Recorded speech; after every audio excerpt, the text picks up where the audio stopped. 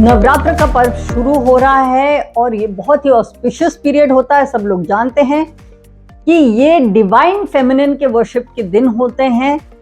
जो माँ दुर्गा हैं उनके 9 मैनिफेस्टेशंस होते हैं। हर रोज के दिन एक अलग देवी के रूप में, स्वरूप में उनकी पूजा की जाती है।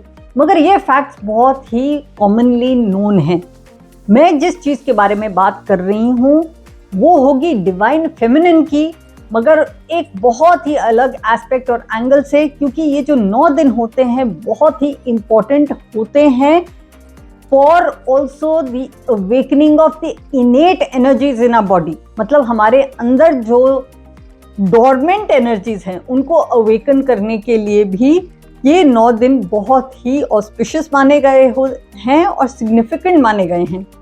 इसमें एक प्रक्रिया होती है कुंडलिनी की को जागरूक करने की, और वो बोला जाता है कि ये जो 9 दिन हैं नवरात्र के पर्व के, उसमें कुंडलिनी को जागरूक करने के लिए खास एक सिग्निफिकेंस होता है और एक खास इम्पेटस मिल सकता है।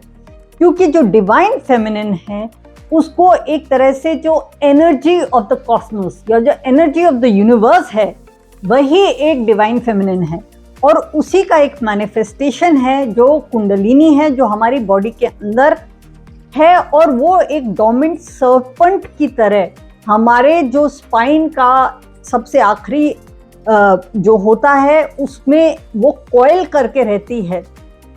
और जब नवरात्र का पर्व होता है इसके डिफरेंट वेज से हम इस एनर्जी को इवोक कर सकते हैं, इन्वोक कर सकते हैं, और क्राउन चक्र तक लाने की एक सिग्निफिकेंस है हिंदू फिलॉसफी एंड थॉट में। तो सबसे पहले जैसे मैंने कहा अवेकनिंग ऑफ द कुंडलिनी, उसके साथ नवरात्र पर्व का बहुत ही क्लोज एसोसिएशन है। मैं आपको वो टेक्निक्स का नाम भी बताती जाऊंगी जो इस प्रक्रिया के साथ रिलेटेड हैं।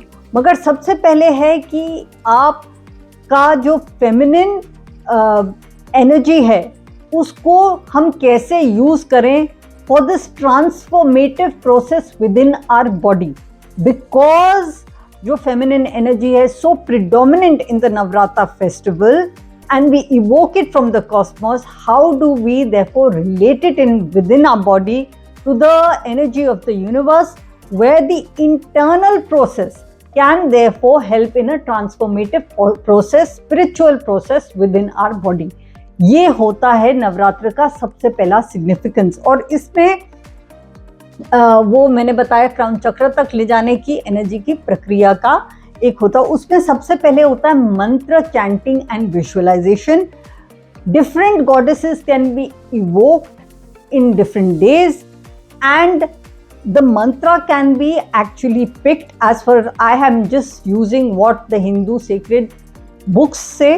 That chanting can be depending on कि वो किस देवी की आप पूजा कर रहे हैं, उनका मंत्र आप रेपिटेशन, बहुत रेपिटेशन जब करते रहें तो उसका एक इम्पैक्ट आने लगता है। और साथ में एक फोकस्ड विजुअलाइजेशन चाहिए। मतलब कि जिस देवी को आप इन्वोक कर रहे हैं उस एनर्जी को, जो लेटेंट एनर्जी आपकी बॉडी में उसको अवेकन करने के लिए, तो उसको आपको विजुअलाइज करना चाहिए एंड चैंटिंग साथ में चलनी चाहिए, so that your inner divine energy merges with the feminine energy of the universe. इस तरह का एक प्रोसेस जो है हमारे टेक्स्ट में बताया गया है। एक और जो प्रोसेस बताया गया है वो है यंत्र एंड मंडलास। आपने देखा होगा श्री यंत्र को भी वो एक ज्योमेट्रिक पैटर्न्स में बना होता है, उसका अपना एक सिग्निफिकेंस होता है।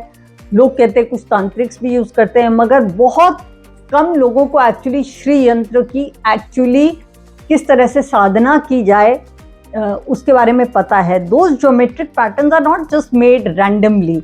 ये नहीं कि किसी को आर्टिस्ट का मन आया और उसने किसी सेज ने बना दिया। उसका एक बहुत डीपर मीनिंग होता है which actually represents the Shri which is again as I said the feminine part of जो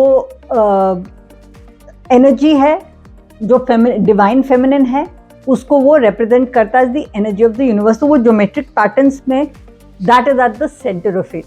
So there are practices where these mandalas as well as the yantras can be used to again evoke and energize your internal spiritual process. तो ये एक concentration and meditation, इसमें बहुत ही important parts होते हैं in the yantra and the mandala worship form. उसके बाद होती है योगिक practices and pranayam. Yogic practice are the physical ways of योग. हम आजकल हेल्थ के लिए बहुत यूज़ करते हैं, बाबा रामदेव भी ने बहुत पॉपुलराइज कर दिया है. हम अपने नॉर्मल हेल्थ मॉर्निंग रूटीन उसके लिए फ्लेक्सिबिलिटी उसके लिए करते हैं, मगर ये एक्चुअली योग का मतलब होता है conjoining, and that is the conjoining to God और to the conjoining of a higher power. Actually उसका मतलब वो होता है. और योग से आपकी बॉडी इतनी फ्लेक्सिबल हो जाती है, आपकी बोन्स इतने फ्लेक्सिबल हो जाते हैं कि it allows for the free movement of energy with in your body. क्योंकि आप अगर क्रैम्प्ड रहेंगे, आपकी स्पाइनल कॉर्ड सीधी नहीं रह पाएगी, तब आपकी एनर्जी फ्लो में भी डिसरप्शन आएगा, जिस वजह से yogic practices are also required for spiritual progress, not just for physical wellbeing. ये भी बहुत इंपॉर्टेंट पार्ट है. और दूसरा जो है pranayama, which is the control of breath. In fact control of breath is one of the most important aspects spiritual life में, कि आप अपने ब्रेथ के ऊपर कितना आप सोच सकते हैं, जिसके लिए आपको पहले बॉडी स्टिल करना पड़ेगी और उसके बाद मूवमेंट कम करना पड़ेगा, और उसके बाद आपको धीरे धीरे अपना जो श्वास है वो you can actually feel it going in and coming out. So once you use that breath control and your physical body to cleanse the body, to align it with the energy sources of the universe. तो ये भी नवरात्र में इसका बहुत significance होता है करने के लिए. All this I am telling you is nothing that I know, only based on the sacred text which I am sharing because it's very interesting information. और ये जो योगिक प्रैक्टिसेस से जो chakras are suppose to be in a linear form, एकदम linear form होते हैं from the spinal cord till the crown, और उन चक्रास को ये अलाइन कर देता है. अगर आपकी योगिक से प्रैक्टिसेस से योगा करके आपकी बॉडी एकदम अजाइल एंड स्ट्रेट हो पाए, तो वो आपके चक्रास को भी अलाइन कर देती है. And that breathing process helps to move that energy upwards. That is what is said.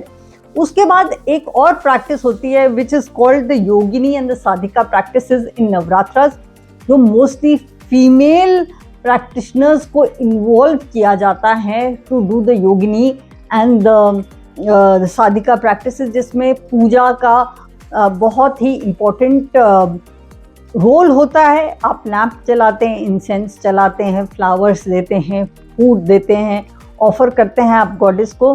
तो ये जो प्रैक्टिसेस होती हैं ये भी अवेकन कर सकती हैं आपके एनर्जी पॉइंट्स को in the body. So when you are going to celebrate Navratra, then you can see कि इसमें मल्टी फैसेटेड एस्पेक्ट्स हैं. इस फेस्टिवल में it is not just a festival of a change of season, it is not just a festival जिसमें आपको food habits change करनी चाहिए, और वो करनी भी चाहिए क्योंकि आपका वो सीज़न बदलता है, आपका फूड बदलना चाहिए, आपकी हेल्थ प्रैक्टिसेस थोड़ी वो फूड चेंज से आपकी हेल्थ बेटर रहती है अगर आप उसके अनुसार चलें, जिस तरह से हमारी एंशिएंट ट्रेडिशंस में बताया गया है. क्योंकि यहाँ पे लोग चेंज ऑफ सीज़न में थोड़ा बहुत वायरल हो जाता है, इन्फेक्शंस हो जाती हैं, उससे कैसे बचा जाए, किस तरह से आपको अपनी हैबिट्स बदलनी चाहिए with season, how should you B aligned with universe, वो इम्पॉर्टेंट है. डिवाइन फेमिनिन की जो माँ दुर्गा की वर्शिप है वो इम्पॉर्टेंट है. बोला जाता है रामचरितमानस का पाठ ज़रूर ही करना चाहिए ये 9 दिन. वो बहुत ही शुद्ध वे है ऑफ स्पेंडिंग दिस टाइम, कि आपको वो 9 डेज में कर लें या मास पारायण कर लें कार्तिक महीने में, या आप 9 डेज में कर सकते हैं तो वो और भी बेहतर है. मगर मानस का पाठ ज़रूर जितना हो सके करना चाहिए. मगर उसके साथ साथ जो मैंने आज आपको एक एस्पेक्ट बताया, अवेकनिंग ऑफ योर कुंडलिनी, इसका एक बहुत ही बड़ा सिग्निफिकेंस इस पीरियड में है. And if you are under the guidance of a good guru, if you are under the guidance of whatever method of spiritual progress that you are adopting, then you can try practices where you think that आपके जो energy centres है they can also cleanse during the Navratra period and your chakras can be aligned and there's a free flow of spiritual and positive energy within your body.